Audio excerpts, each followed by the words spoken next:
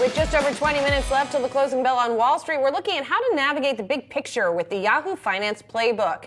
Today, the consumer is front and center after fueling the economy's growth for much of 2023. We're looking at how resilient the shopper is faring and what it means for retailers and beyond. We're joined by Dana Telsey, Telsey Advisory Group founder and CEO, and Michael Lasser, UBS U.S. Hardline and Broadline and Food Retail Analyst. Thanks for being here, both of you. Appreciate it. Thank you very much. Thank you. I want to start sort of big picture here for both of you and ask each of you, Dana and Michael, to kind of set the stage for where the consumer is right now and kind of where we are in the retail cycle. And I know that's a big question, but if you can do it sort of succinctly, if you would. Dana, I'll start with you. Great. I think the consumer's in a good place right now. There's always headwinds and tailwinds, but I think there's more tailwinds. When you think about the strong labor market that's out there, when you think about moderating inflation and the potential for lower interest rates, those are all pluses. You have the headwinds, whether credit card delinquencies, lower tax refunds so far this year than last year, and the geopolitical uncertainty, but spending power of the consumer is stabilizing to improving, and that basically is a benefit. And Michael?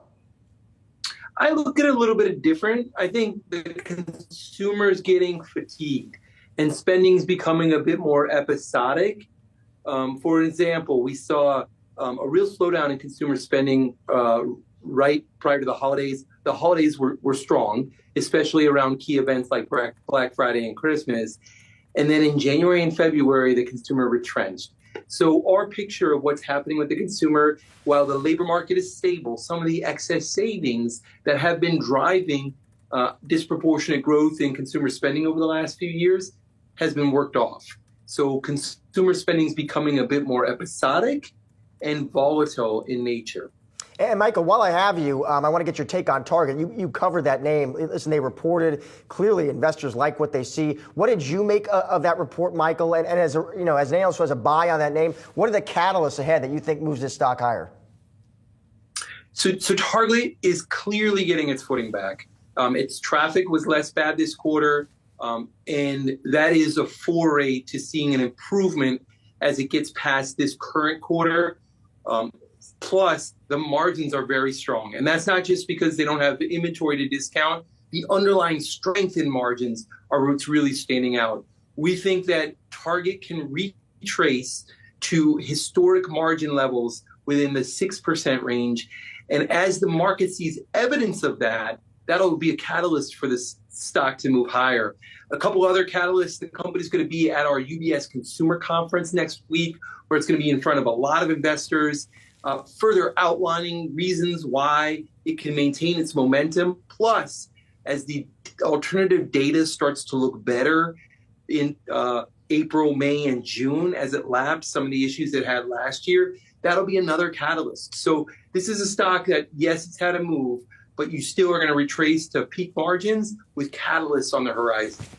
And Dana, I have a question for you about Target as well, which is that sort of historically, you thought of Target as being targeting a higher-end consumer. We've seen other indications that higher-end consumer has held up well, but it hasn't necessarily seemed to benefit Target. Is that because they're not connected any longer, or that they're not attracting that consumer any longer? I think overall you're still seeing a positive view to when collaborations and in-store shops are at Target, whether it's Kendra Scott that's been successful, whether it's the Ulta that's been successful. But you're looking at the consumer, even at the aspirational level, having moderated their purchases. So whether they're spending at outlets or whether they're spending at off-pricers, there's a lot of choice for brands with a value. And Michael, another trend, another theme I want to get your take on is this issue of shrink or retail theft. I'm just curious, Michael, across the kind of your coverage universe, how much of an issue is that? Can we quantify that? And also, is it more of an issue for some names, Michael, that you cover than others? Yeah. So 2 points. First, going back to the previous question, the reason why Target's trends have been under pressure is because it over-indexes into the categories where consumers just less interested right now. Things like home appliances or consumer electronics that is experiencing some give back of the COVID benefit it experienced over the last few years.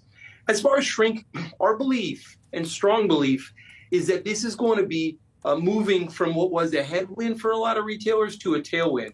While there's been a lot made about organized retail crime, that's only been part of the issue. The fact that retail went from having a lot of inventory in 2022 to a lot less inventory in 2023 means that there is just more opportunity for unexplained loss of inventory. And now a lot of the inventory has been cleaned up, and we're going to see shrink being less of an issue in 2024. Who stands to benefit the most? It's Target, that experienced 120 basis point drag from the rise in shrink over the last few years, as well as the dollar stores like Dollar General and Dollar Tree, and then Ulta and Five Below are also in that camp as well. And so those are some of your picks. Dana, what do you think is the best way to play retail right now? I think it's about innovation and value. And when you think about innovation, companies like Bath & Body Works, which underperformed last year, is introducing new categories this year with a big loyalty program. I look at it as an opportunity. Ralph Lauren, which continues to get AUR increases, I think that's exciting. When you think about value, think about off-price. TJX that reported last year with big traffic gains, and with the rest of their off-prices reporting this week. Ross Stores after the close, and Burlington on Thursday morning. Very quickly, Michael, introduce Costco, another name you covered. They're reporting this week on Thursday. What are you expecting there, Michael? Costco's already given us its sales reports, so there shouldn't be a lot of surprise there. It's seen an inflection in its discretionary categories, things like appliances and furniture, which shows it's ahead of the curve because other retailers are not experiencing the same thing, at least as of yet. Plus, we expect that its margin has been well managed, especially as inflation has moderated, and Costco's been an effective steward of that. This will be the last conference call where the outgoing CFO, Richard Galani, is going to be participating. He's going to be retiring next week. He's also going to be at the UBS Consumer Conference, where we expect that he'll outline a lot of the opportunity that Costco has moving forward. Dana, Michael, thank you both so much. Really appreciate your time this afternoon. Thank you.